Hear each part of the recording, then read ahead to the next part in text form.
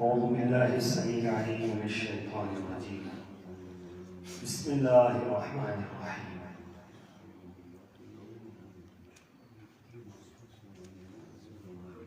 قال النبي صلى الله عليه وسلم: صلوا كما رأيتموني أصلي.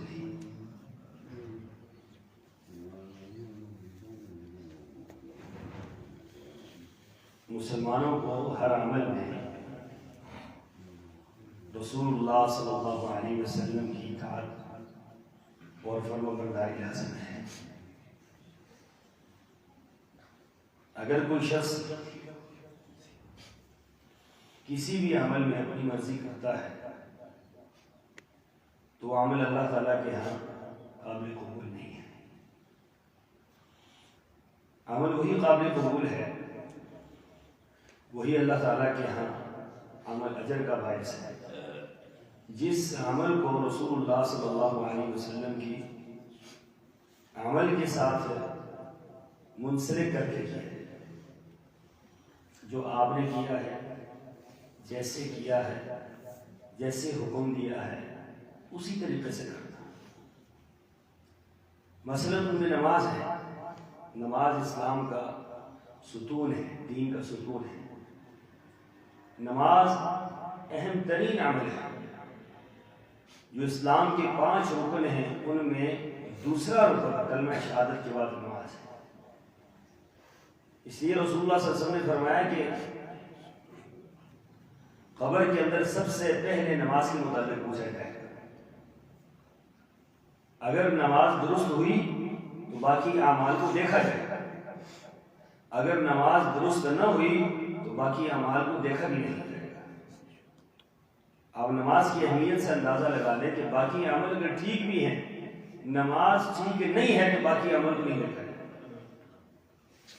اس لیے نماز کی طرف خاص توجہ کی ضرورت ہے،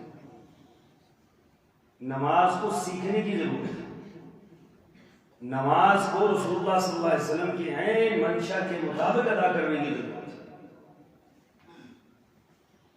اگر نماز رسول اللہ صلی اللہ علیہ وسلم کے طریقے کے مطابق نہیں ہے، نہ وہ نماز ہے نہ وہ قابل قبول ہے۔ فکر یہ ہونی چاہیے، توجہ یہ ہونی چاہیے کہ میری نماز رسول اللہ صلی اللہ علیہ وسلم کے بالکل طریقے کے مطابق ہو۔ جب طریقے کے مطابق ہوگی پھر اللہ تعالیٰ سے اس کے بعد دعا مانگنی ہے کہ اللہ اس کو آپ اپنی بارگاہ میں تو قبول کر۔ اگر طریقے کے مطابق نہیں ہے تو ویسی قبول نہیں ہوگی، اگر طریقے کے مطابق ہے تو پھر اس کے بعد دعا سے اور آپ کے اخلاص سے وہ نماز قبول ہوگی۔ اس لیے اللہ کے رسول صلی اللہ علیہ وسلم نے صحابہ کرام کو مخاطب کر کے فرمایا: صلو، نماز پڑھو۔ کیسے پڑھو؟ نماز کے تو مختلف طریقے تھے پہلی قوموں کے، لیکن فرمایا کہ نہیں، تم نے کیسے پڑھنی ہے؟ کما رأیتمونی اصلی، جس طرح تم نے مجھے نماز پڑھنے ہوئے دیکھا ہے۔ اب آپ علیہ الصلوۃ والسلام کی جو نماز ہے، تکبیر تحریمہ سے نہیں، وضو سے نہیں، غسل سے لے کر، غسل آپ کا، وضو آپ کا، نماز کا طریقہ آپ کا، اور نماز کے بعد آپ کے تمام اعمال، ایک ایک عمل باریک بینی کے ساتھ صحابہ کرام نے دیکھا، اور صحابہ کرام نے ایک ایک بات ہم تک پہنچا دی کہ آپ علیہ الصلوۃ والسلام نماز کے اندر جب نماز شروع کرتے تو تکبیر تحریمہ کی کہتے ہوئے کہاں تک ہاتھ اٹھاتے، پھر ہاتھ باندھتے کہاں تھے، پھر اس کے بعد پڑھتے کیا تھے، پھر رکوع میں کیسے جاتے تھے، رکوع کرتے کیسے تھے، کتنی دیر تک رکوع میں ٹھہرتے تھے، رکوع سے اٹھ کر آپ علیہ الصلوۃ والسلام کیا کرتے تھے، پھر رکوع سے اٹھ کر کتنی دیر آپ ٹھہرتے تھے، پھر سجدے میں جانے کا انداز کیا ہوتا تھا، پہلے ہاتھ آپ کے سجدے میں لگتے تھے یا پہلے آپ کے گھٹنے سجدے میں لگتے تھے، زمین کے اوپر کیا چیز پہلے لگتی تھی، پھر زمین کے اوپر جب آپ سجدہ کر رہے ہوتے تو کون کون سے اعضاء آپ کی زمین کے اوپر ہوتے تھے، جب آپ سجدے سے اٹھتے تو آپ بیٹھتے کیسے، پھر دوسرا سجدہ، پھر اس کے بعد پوری کی پوری نماز آپ علیہ السلام کیسے پڑھتے؟ اتحیات کے اندر آپ کے پاؤں رکھنے کی کیفیت کیا تھی؟ اتحیات کے اندر آپ اپنی انگلیاں کیسے رکھتے تھے؟ اتحیات کے اندر انگلی کو ہلاتے کس طرح تھی اور کس وقت ہلاتے تھے؟ آپ حیران ہوں گے کہ کوئی ایک بات ایسی نہیں ہے جو حدیث مبارکہ کے اندر موجود ہے. ایک بات موجود ہے حدیث کے اندر، ایک مسئلہ موجود ہے. ایک ہوتا ہے نا مجموعی طور پر، کلی طور پر، ایک ہوتا ہے جزیات بھی موجود ہیں. چھوٹی سے چھوٹی بات آپ علیہ السلام نے کی ہے.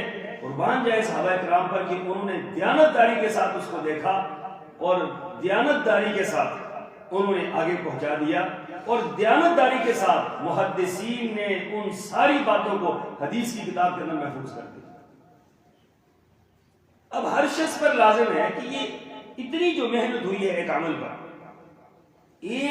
پر پوری کتابیں لکھی گئی. آج تک نماز کے اوپر ہزاروں کتابیں لکھ دی گئی. یہ کتابیں کس لیے لکھی جاتی ہیں؟ یہ محنت کس لیے کی جاتی ہے؟ پوری زندگی لگا کر لوگوں نے ایک کتاب لکھی. تو اس کتاب کا معنی کیا ہے لکھنے کا؟ معنی یہ ہے کہ آپ اپنی نماز رسول اللہ صلی اللہ علیہ وسلم کے طریقے کے مطابق بنائیں اور اس کتاب سے بنائیں. تو صحیح بخاری ہے، مسلم ہے، ابو داؤد ہے، نسائی ہے، ترمذی ہے، ابن ماجہ ہے.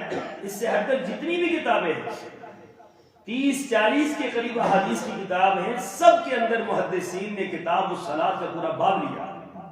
پوری کی پوری نماز یہ کیسے پڑھتے تھے رسول اللہ صلی اللہ علیہ وسلم. اس لیے رسول اللہ صلی اللہ علیہ وسلم کے زمانے میں بھی بعض لوگ نماز کے اندر غلطیاں کرتے ہیں. تو آپ علیہ السلام نے ان کے متعلق کیا فرمایا؟ صحیح بخاری کی روایت ہے کہ ایک صحابی آئے اور انہوں نے آ کر نماز پڑھی. نماز پڑھنے کے بعد اللہ کے رسول صلی اللہ علیہ وسلم کو آ کر سلام کیا.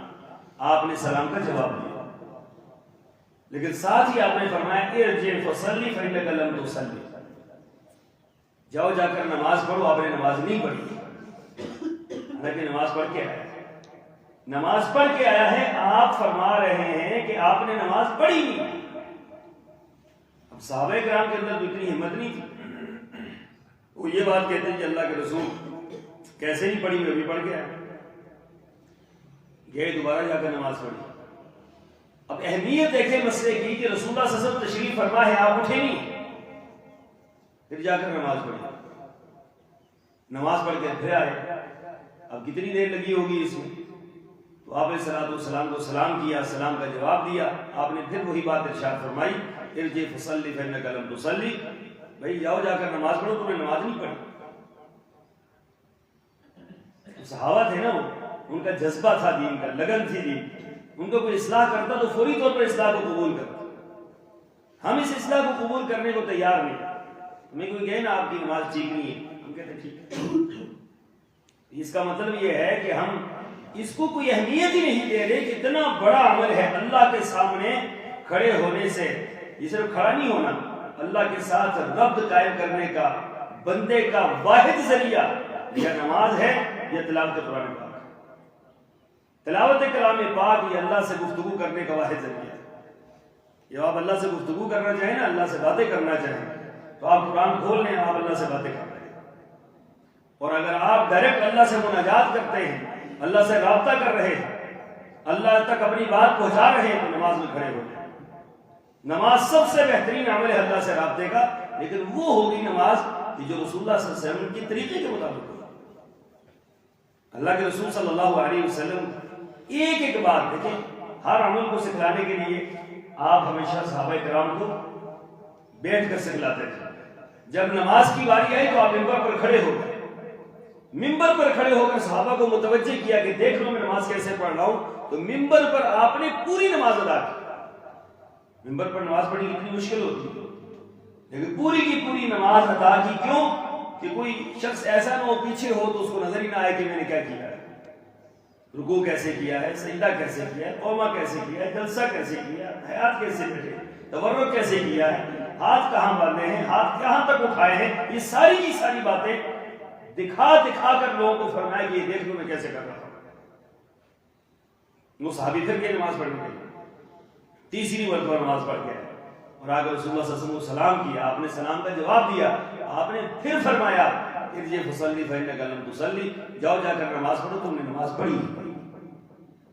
اب اندازہ لگانے کہ اللہ کے رسول کیا فرما رہے ہیں کہ نماز پڑھی نہیں ہے، پڑھ کے آ رہا ہے بندہ، آپ فرما رہے نہیں پڑھی۔ اس کا مطلب یہ ہے کہ کتنے لوگ ایسے ہیں کہ جو نماز پڑھتے ہیں ان کی پڑھنی اور نہ پڑھنی کا، وہ پڑھتے ایسے ہیں کہ جو رسول اللہ صلی اللہ علیہ وسلم کا طریقہ ہے۔ تو عمل جو قبول ہوتا ہے اللہ تعالیٰ کے ہاں وہ رسول اللہ صلی اللہ علیہ وسلم کے طریقے کے مطابق قبول ہوگا، اپنی مرضی کے مطابق قبول نہیں ہوگا۔ تو آپ علیہ الصلوۃ والسلام نے پھر اس صحابی کی اصلاح کی۔ آپ نے فرمایا کہ جب تو نماز کے لیے کھڑا ہو تو اطمینان کے ساتھ کھڑا۔ یہ جو نماز کے اندر تیزی ہے نا، سپیڈ ہے نماز کے اندر، قیام کے اندر سپیڈ مارتے ہیں لوگ، پھر رکوع کے اندر، پھر رکوع سجدے کے اندر، پھر رکوع سے اٹھنے میں اتنی سپیڈ لگاتے ہیں لوگ، نماز جو ہے اس طرح حشر نشر کر کے رکھ دیتے ہیں نماز۔ یہ نماز ہے؟ یہ بندہ خود کبھی بیٹھ کر نا اپنا نقشہ خود سوچے کہ یہ جو نماز میں نے پڑھی ہے یہ میں نے اپنی آخرت کے لیے پڑھی ہے، اللہ تعالیٰ سے اجر لینے کے لیے پڑھی ہے، یہ ویسے سر سے اتاری ہے۔ رسول اللہ صلی اللہ علیہ وسلم نے اسی لیے فرمایا، بڑی عجیب حدیث، آپ نے فرمایا ایک شخص 60 سال تک نماز پڑھتا ہے، 60 سال تک، حدیث کے الفاظ بڑے عجیب ہیں، 60 سال تک نماز پڑھتا ہے، نماز پڑھتا ہے، 60 سال تک نماز پڑھنے والا شخص اس کی ایک نماز بھی قبول نہیں ہوتی۔ کیوں؟ اس کی نماز ہے ہی نہیں۔ اللہ تعالیٰ کو تو ایسا عمل نہیں چاہیے نا کہ جو آپ اپنی مرضی، بلکہ وہ مذاق اڑایا جاتا ہے بعض اوقات نماز کا، استہزاء ہوتی ہے کہ اللہ کے سامنے کھڑا ہونا، یہ بندہ کھڑا کیسے اللہ کے سامنے؟ نہ اس کا سر اس کا ساتھ دے رہا ہے، نہ اس کے ہاتھ اس کا ساتھ دے رہے ہیں، نہ اس کا لباس اس کا ساتھ دے رہا ہے۔ تو یاد رکھیں کہ بہت اہم مسئلہ ہے نماز کا۔ اسی لیے میں ہر سال رمضان المبارک کے اندر دوستوں کو نماز کی توجہ بھی دلواتا ہوں، پورا طریقہ بتلاتا ہوں دوستوں کو کہ کوئی شخص یہ نہ کہے پورا سال ہم یہ کہتے رہتے ہیں کہ بھائی سیکھ لو نماز، سیکھ لو، اچھے طریقے سے سیکھ لو، حدیث کے مطابق نماز سیکھ لو، اس پہ غلطی کا امکان نہیں ہوتا۔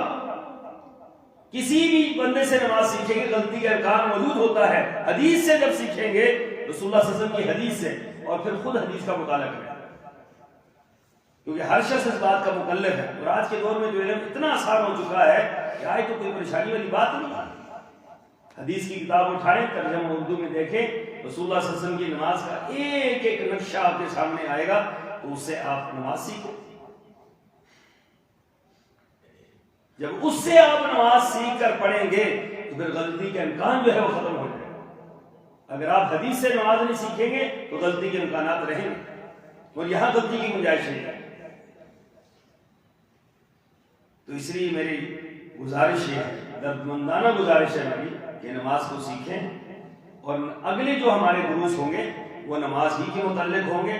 توجہ کے ساتھ بیٹھیں، انہماک کے ساتھ بیٹھیں، اور اس نیت کے ساتھ بیٹھیں کہ میں نے رسول اللہ صلی اللہ علیہ وسلم کی نماز سیکھنی ہے، اور انشاءاللہ سیکھ کر اس کے مطابق میں نے عمل کرنا ہے۔ مجھے امید ہے انشاءاللہ کہ ہماری نماز وہ نماز بنے گی کہ جو اللہ تعالیٰ کے ہاں قبول بھی ہوگی، اور اللہ تعالیٰ اس کا اجر بھی عطا فرمائیں گے۔ اللہ مجھے اور آپ کو عمل کی توفیق عطا فرمائے۔ وآخر دعوانا الحمدللہ۔